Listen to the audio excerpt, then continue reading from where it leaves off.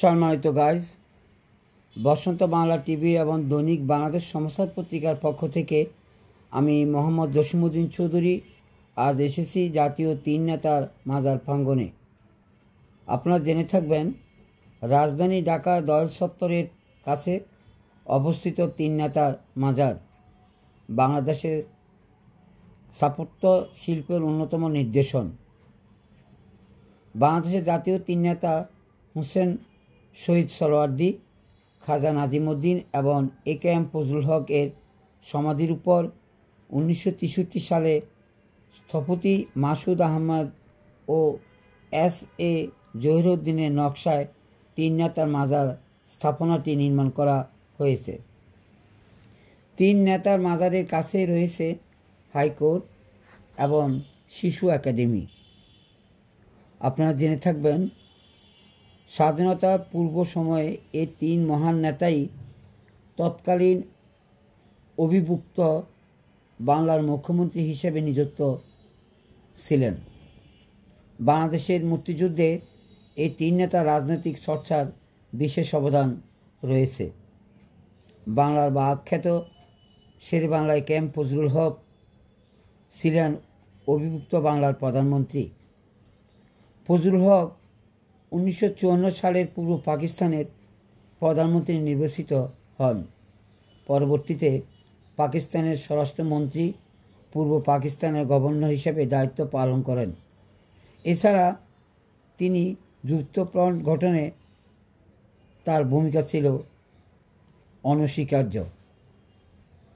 সম্মানিত গাইজ, খাজা নাজিমউদ্দিন 1948 সালে পাকিস্তানের গভর্নর জেনারেল নিযুক্ত হন।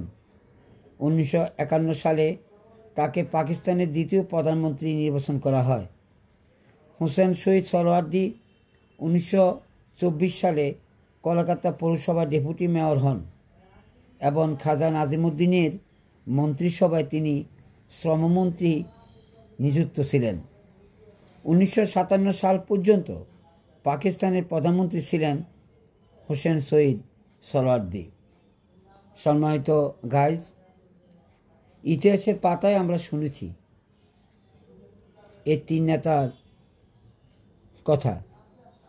ভাগ্যের কি পরিহাস, আজ স্বচক্ষে এসেই তিন নেতার মাজার দেখতে পেলাম, এমনকি আপনাদেরকে দেখার সুযোগ করে দিলাম।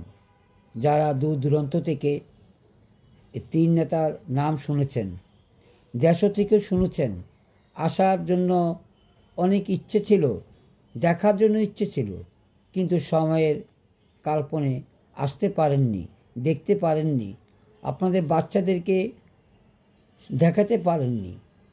আজকে আমি আপনাদের মাঝে এই তিন নেতার মাজার উপস্থাপন করলাম।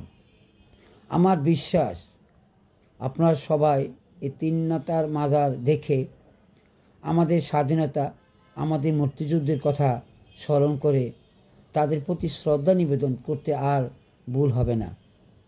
আমাদের স্বাধীনতা, আমাদের মুক্তিযোদ্ধার যে সাহস, তারা আমাদেরকে বিভিন্নভাবে জুগিয়েছেন, আমরা কখনো তাদেরকে বলবো না। যারা দেশ এবং দশের খেদমতে নিয়োজিত ছিলেন, জাতি তাদেরকে আজীবন মনে রাখবে বলেই আমার বিশ্বাস। আসুন আমরা দেশ এবং জাতির কল্যাণে জাতীয় নেতাদের প্রতি সম্মান দেখাই এবং শ্রদ্ধা নিবেদন করি।